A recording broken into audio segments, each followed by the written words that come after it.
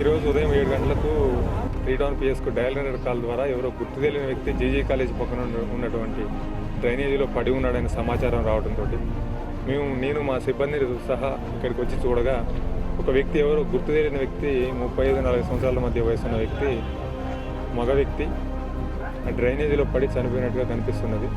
ప్రస్తుతానికి మృతుడి వివరాలు ఎవరు తెలియపరచలేదు.